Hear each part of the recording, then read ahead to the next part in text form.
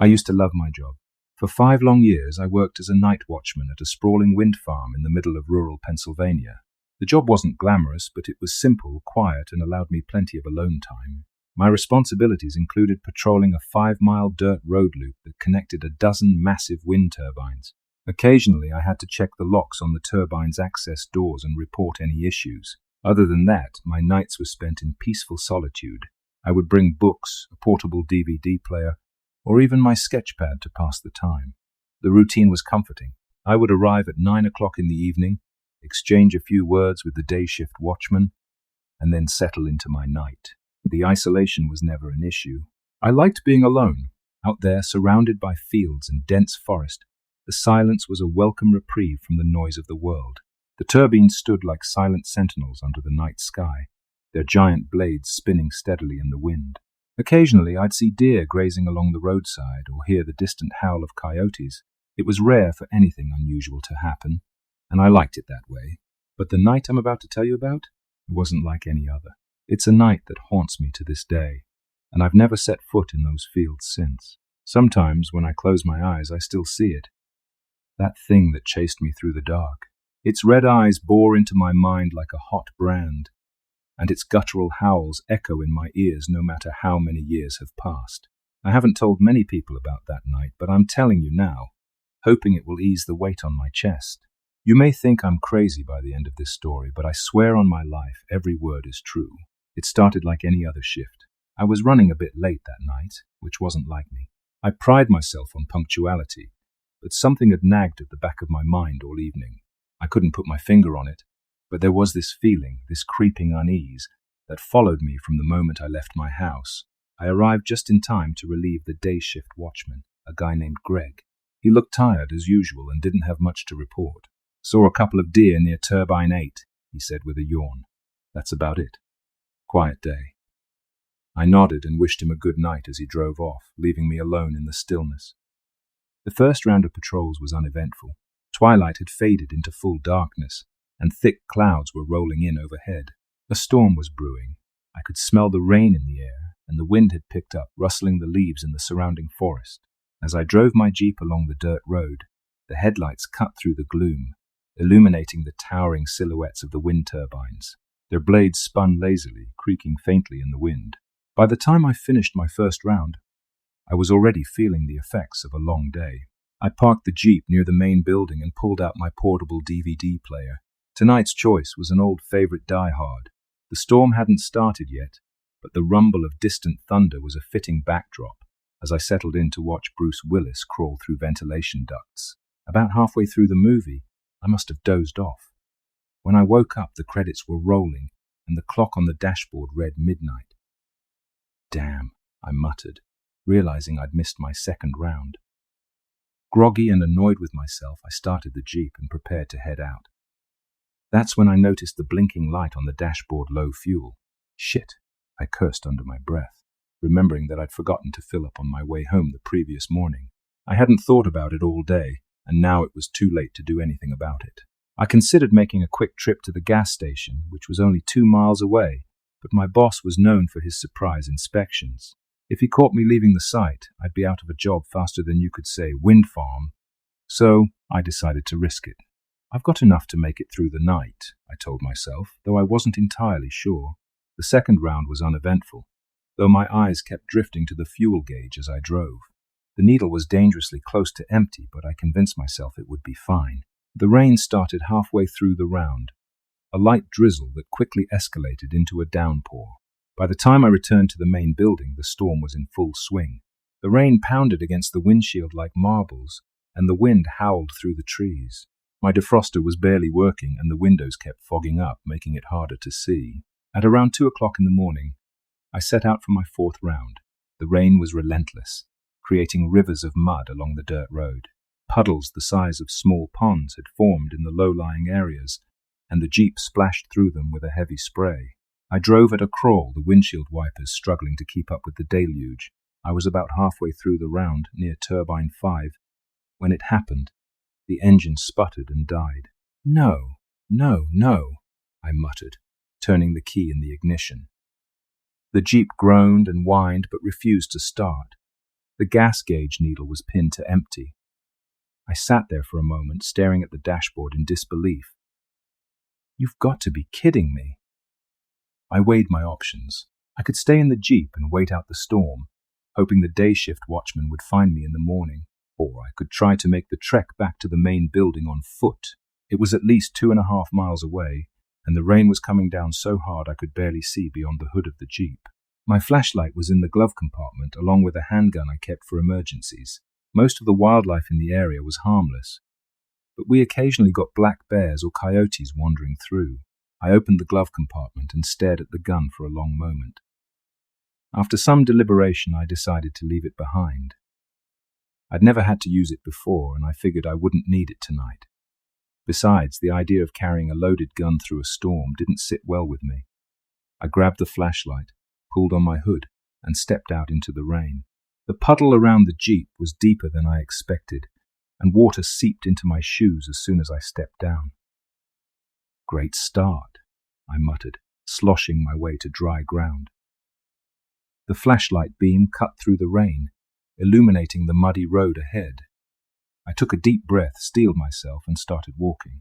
And the first mile was uneventful, though the rain and mud made every step a slog. My shoes squished with every step, and the cold water soaking my socks sent chills up my legs. The storm was starting to let up, but the wind still howled through the trees, creating an eerie symphony of creaks and groans. The only light came from the flashlight and the faint glow of the moon breaking through the thinning clouds. I was about halfway through the second mile when I first heard it. A faint squelch behind me, like a footstep in the mud. I froze, spinning around with the flashlight. The beam swept across the trees, revealing nothing but swaying branches and shifting shadows. My heart was pounding in my chest as I stood there, straining my ears for any sound over the wind. After a few moments of silence, I convinced myself it was nothing. Probably just an animal, I thought, and continued walking. But the unease didn't go away. Every so often, I would hear another footstep, always behind me, always just faint enough to make me doubt my own ears. The flashlight beam caught the glint of eyes in the trees, deer, raccoons, maybe even owls, but none of them made a sound. It was as if the entire forest was holding its breath, watching me. Then I saw them. 2 glowing red eyes high above the ground, staring at me from between the trees. They were massive, easily 8 feet off the ground, and they didn't blink. My breath caught in my throat as I froze, the flashlight trembling in my hand. For a moment I thought I was imagining it, but then the eyes moved closer. Panic took over. I turned and ran as fast as I could, the flashlight beam bouncing wildly in front of me. My breath came in ragged gasps, and the mud sucked at my feet with every step. The sound of heavy footfalls thundered behind me, growing louder with every second. Whatever was chasing me was big, and it was fast. Then, like a beacon of hope, I saw the silhouette of Turbine 6 looming ahead. I knew there was an access door at the base, secured with a keypad lock. If I could just get inside, I'd be safe, or at least safer than I was out here. Summoning every ounce of strength, I sprinted toward the turbine, my legs burning with the effort. The door loomed in front of me, and I punched in the access code with trembling fingers. The keypad beeped, and I yanked the heavy door open just as the creature's footsteps thundered behind me. I slipped inside and slammed the door shut, throwing the bolt into place. But just as the door latched, something slammed into it with a deafening crash. I stumbled back, my heart hammering in my chest. The creature was outside, pounding on the metal door with a force that shook the entire structure. And then I saw them fingers. Massive hairy fingers with claws as long as kitchen knives prying at the edge of the door. The sight of those fingers sent a cold wave of terror down my spine. They were massive, the size of bratwurst, covered in matted brown hair and tipped with jagged claws that scraped against the metal door with a teeth-grating screech. I couldn't move, couldn't think, couldn't breathe. All I could do was stare as the claws tried to wedge themselves into the narrow gap between the door and the frame. And then came the sound, a guttural, bone-rattling howl that seemed to shake the very air around me. It wasn't the cry of any animal I'd ever heard. It was something deeper, more primal, filled with rage and hunger. The creature wasn't giving up. I threw my weight against the door, straining every muscle in my body to push it shut. The door groaned under the pressure as the claws retreated for a moment, only to slam into the metal again, harder this time. I could feel the vibrations reverberating through my arms as I held the door with everything I had. With a final surge of strength, I managed to shove the door completely closed, and the latch clicked into place. I collapsed to the floor, gasping for air, my chest heaving as adrenaline coursed through my veins. But the pounding didn't stop. The creature outside was relentless, slamming its massive fists against the door with enough force to rattle the bolts. I scrambled to my feet and looked around the small circular room. It was a tight, featureless space, no more than 10 feet across, with a single ladder bolted to the wall that led upward into the turbine's interior. My eyes locked onto the ladder, and a terrible realization hit me. If the door gave way, there was nowhere else to go. The pounding grew louder, more insistent. The door wouldn't hold forever. My mind raced as I considered my options. I could wait here and hope the door held, or I could climb. Climbing seemed like a death sentence. The ladder stretched upward into darkness, disappearing into the generator housing high above. There were no platforms, no rest points, just an endless vertical ascent. If I slipped, if I lost my grip even for a second, I'd fall to my death. But staying put wasn't an option. The door groaned under another blow, and I could see it beginning to buckle. I made my decision. With trembling hands, I grabbed the first rung of the ladder and pulled myself up. My wet shoes slipped on the metal, and I nearly fell before I steadied myself. "One step at a time," I whispered, trying to calm my racing heart. Just one step at a time. The ladder creaked under my weight as I climbed higher and higher. The pounding on the door continued below, each impact echoing up the hollow shaft like a drumbeat. I tried not to think about it, focusing instead on the rungs in front of me. My arms ached, my legs burned, and my breathing grew ragged as the effort took its toll. I paused to catch my breath, hooking one arm through the ladder to keep myself steady. That's when I made the mistake of looking down. The sight nearly made me lose my grip. I was already at least 50 feet off the ground, and the floor below looked impossibly far away. The door was still intact, but it was buckling inward with each blow. The metal was visibly warped, and I could see long scratches etched into its surface. And then I saw it. A massive shape appeared in the doorway, its hulking frame barely visible in the dim light. It was covered in thick, matted fur, its shoulders broad enough to fill the entire frame. And its eyes, those horrible glowing red eyes, locked onto me with an intelligence that sent a shiver down my spine. It let out another earth-shaking howl and began to climb. My stomach dropped as I realized what was happening. The creature wasn't trying to break down the door anymore. It was following me. I climbed faster, my arms and legs screaming in protest. Every muscle in my body begged me to stop, but I couldn't. I wouldn't. Not with that thing chasing me. The sound of its claws scraping against the metal ladder sent waves of panic through me. It was faster than I was, gaining ground with terrifying ease. I glanced upward, praying for an end to the ladder, but it seemed to stretch on forever. After what felt like an eternity, I finally reached the top. My head broke through an open hatch, and I pulled myself onto a narrow metal platform inside the generator housing. The room was cramped, filled with machinery and whirring components that hummed with energy. A small hatch on the far side led outside to the turbine's maintenance deck, but there was no time to think about that now. I turned back to the ladder just as the creature's massive hand reached the top rung. Without thinking, I grabbed a nearby wrench and swung it with all my strength. The heavy metal connected with the creature's hand, and it let out a deafening roar, recoiling for a moment before resuming its climb. Desperation took over. I grabbed anything I could find, tools, loose bolts, even a fire extinguisher, and hurled them at the creature as it climbed closer and closer. Nothing seemed to stop it. Its head emerged through the hatch, and for the first time I saw it up close.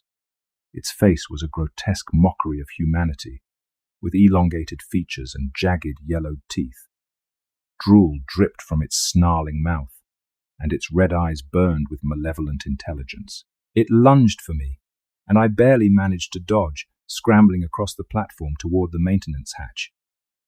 I fumbled with the latch, my hands slick with sweat and rain, as the creature pulled itself onto the platform.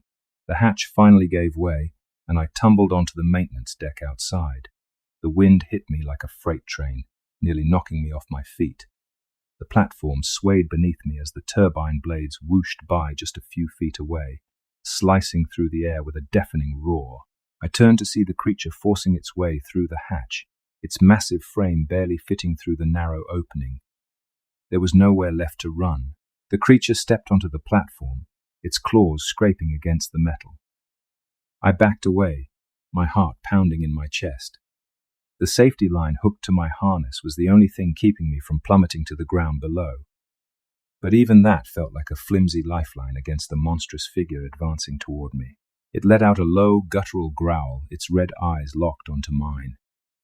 The wind whipped around us, howling through the turbine blades like a chorus of ghosts, and then, with a sudden burst of strength, I unhooked my safety line and hurled myself to the side, narrowly avoiding the creature's outstretched claws. It lunged after me, its massive weight throwing the platform into a violent sway. I reached for the control panel near the edge of the platform, my fingers fumbling for the emergency shutdown button. If I could stop the turbine blades, I might have a chance to climb down and escape, but the creature was faster. It grabbed me by the arm, its claws digging into my flesh. I screamed as pain shot through my body, kicking and struggling against its iron grip. In a final act of desperation, I grabbed the safety line still dangling from my harness and swung it like a whip, catching the creature across the face. It howled in pain, releasing me just long enough for me to hit the emergency button. The turbine blades groaned to a stop and the platform steadied beneath me. But the creature wasn't done. It lunged again, and I had nowhere left to go. Just as its claws reached for me, the platform gave a violent shudder. The weight of the creature had thrown the entire structure off balance, and the bolts securing it to the turbine began to give way. The last thing I remember is the deafening sound of metal tearing and the sickening sensation of falling. When I woke up, I was lying on the ground, surrounded by debris. The creature was gone, and the turbine was a smoking ruin. My boss found me a short while later, but I didn't have the words to explain what had happened. They said the fire was caused by a lightning strike. They said the creature I saw was just a bear, disoriented and scared. But I know the truth. I haven't been back to the wind farm since that night. I don't think I ever will.